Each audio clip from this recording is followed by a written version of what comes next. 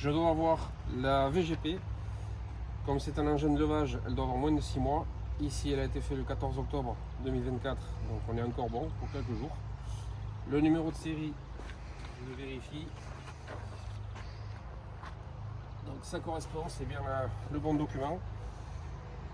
Cette machine a une capacité de levage de 1440 kg à une portée de 2 mètres. Et les essais en charge ont été réalisés sous charge nominale, donc on peut continuer à lever cette valeur. Et le bilan du rapport nous dit qu'il n'y a pas eu de défectuosité ou d'anomalie. Pour la VGP, on est bon. Le mode d'emploi, la notice d'utilisation, va nous servir à trouver les informations concernant la machine, sur l'utilisation, les différentes commandes, les pannes éventuelles qu'on pourrait avoir, l'entretien à faire dessus, comment la transporter, dans quel sens la monter, plus toutes les consignes de sécurité qu'on trouve un petit peu dans toutes les pages. Et on va en prendre une. Hop.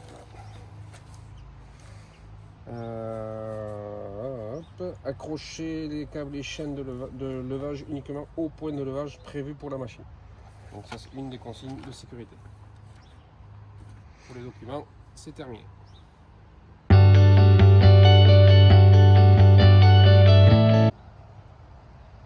Donc ici on a une pelle U50, ça nous dit déjà son poids.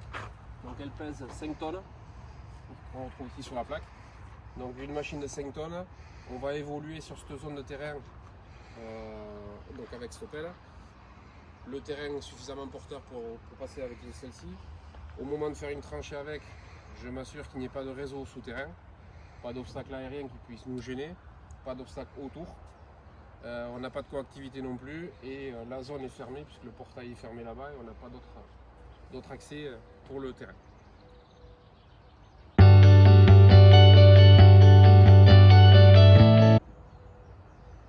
Donc la vérification, je vérifie l'ensemble de la machine, donc je peux démarrer d'ici. Je vérifie déjà l'ensemble des vérins, des flexibles, il n'y a aucune fuite, y compris sur les clapets anti-retour. Tous les axes ont bien leur blocage d'axe. On n'a pas de fuite, les points de graissage sont effectués, tout est bien fixé, ici aucun défaut, pour cette partie non plus, la lame au niveau de son vérin non plus on n'a pas de défaut, l'ensemble de la cabine est en bon état, les rétroviseurs on verra tout à l'heure, la chenille dans l'ensemble est en bon état, juste un petit accroc ici, elle a l'air suffisamment tendue, le barboteur n'a pas de fuite, il n'est pas trop abîmé. Je passe ici, donc pas d'anomalie non plus apparente à l'extérieur. Les niveaux, ma jauge d'huile me dit que j'ai l'huile au maximum. Le liquide de refroidissement, il est bon. Le filtre décanteur, il est propre. Le ventilateur, la courroie est en bon état, pas de souci apparent de ce côté. La chenille de ce côté, même chose. Bon état apparent, tension apparemment suffisante, barbotin en bon état aussi, la roue pas de souci. Le filtre à air n'a pas l'air encombré, les radiateurs sont propres. Le niveau de l'hydraulique, alors le bras n'est pas dans la bonne position, il faudrait étaler le bras pour voir exactement, mais on voit qu'il y en a quand même. Au niveau du distributeur, aucune fuite apparente sur les flexibles. Le lave-glace en haut. Et de ce côté, même chose, l'ensemble du bras a l'air en bon état, pas de défaut apparent, pas de fuite, ni au niveau des clapets, des vérins, ni des flexibles.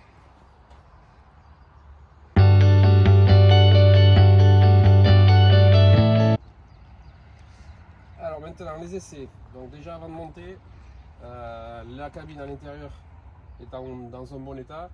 On a en issue de secours la vitre ici à l'avant et la vitre brisable à l'arrière. Donc maintenant je vais monter, je vais faire mon installation. Donc, les rétroviseurs déjà,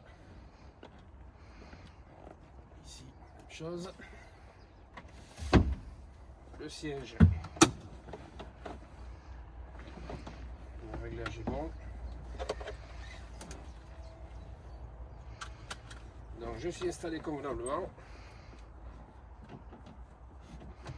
Les commandes n'ont pas l'air d'avoir de soucis. Donc là je vais démarrer le moteur.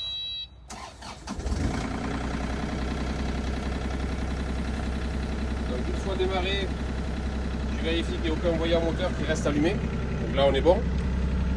Je vérifie de suite, tant que ma sécurité est relevée, que les commandes sont bien neutralisées. Donc c'est le cas.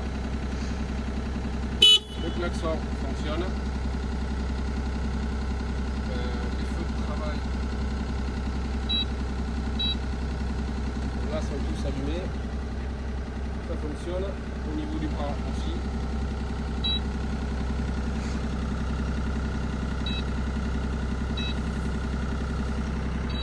Fonctionne aussi. Donc là on a toute la partie électrique qui fonctionne bien. Maintenant la partie hydraulique. Je ne vais pas accélérer pour le moment pour la laisser un petit peu monter en température.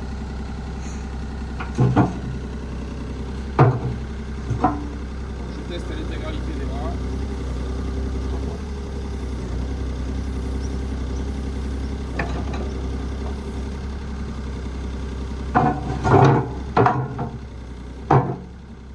La lame fonctionne aussi. La partie roulage, ça fonctionne. En marche arrière également. La tourelle également. Et l'orientation de flèche.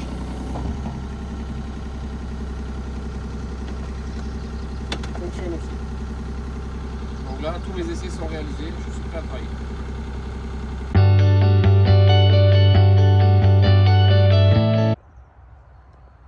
Deuxième véhicule de la catégorie A, le dumper, dans ce cas-ci. La VGP a été faite le 7 avril 2025. Le numéro de série correspond bien au modèle. Ce n'est pas un engin de vache, donc le contrôle se fait tous les ans. Et on voit qu'il n'y a pas de défectuosité ou d'anomalie. La notice d'utilisation, même chose, nous sert à avoir toutes les informations de la machine. Comment s'en servir, les différentes commandes, l'entretien, le transport, le sens de monter sur un porte-engin, toutes ces infos là. Et en consigne de sécurité, ici je peux relever par exemple de ne pas oublier d'attacher correctement sa ceinture de sécurité dans toutes les configurations de travail.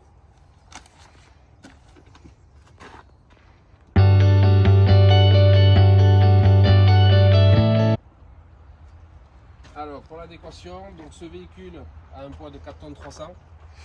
C'est un 4 roues motrices, donc il est aussi adapté pour aller sur du terrain, en travail de tout terrain.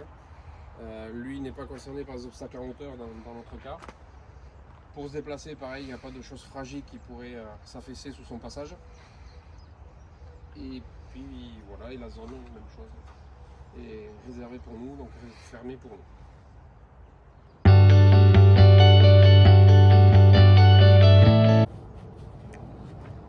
Pour les vérifications, donc, puisque je suis là, je vois déjà que le vérin de direction n'a pas de fuite, il est graissé dans les articulations.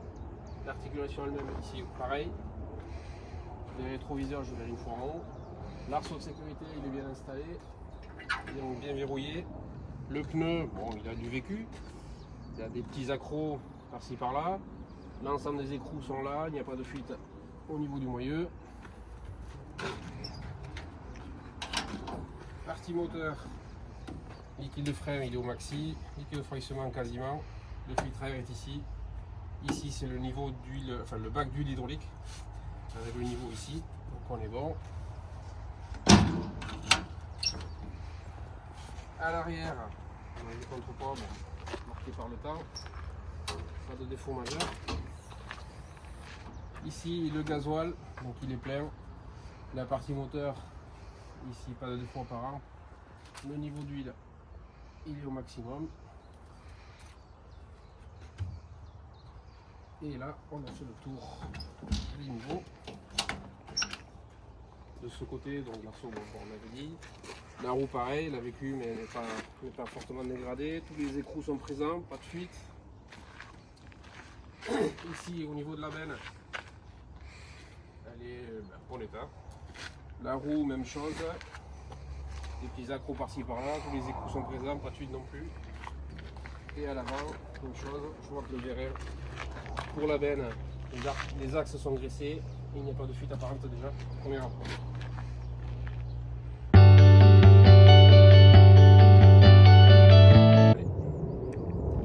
Alors les essais, je vais m'installer sur le véhicule.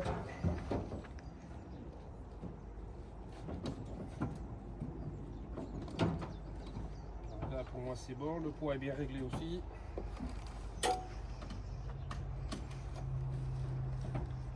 Hop, le petit rétroviseur. Allez, on est parti.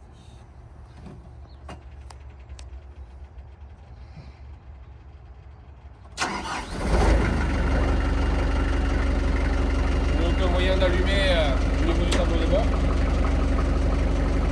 Là j'ai juste enlevé le frein à main pour le vide. Je teste toutes les commandes de cette machine. Le klaxon fonctionne. Le gyrophare fonctionne. Je n'ai pas de feu sur cet appareil.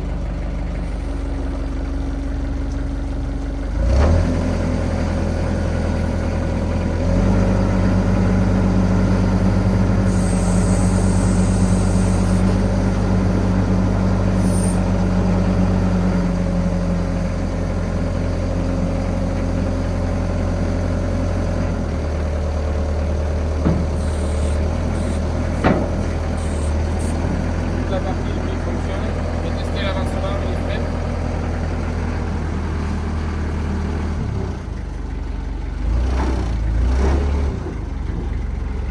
Les freins fonctionnent. Le vide de marche arrière également. La machine est prête à travailler.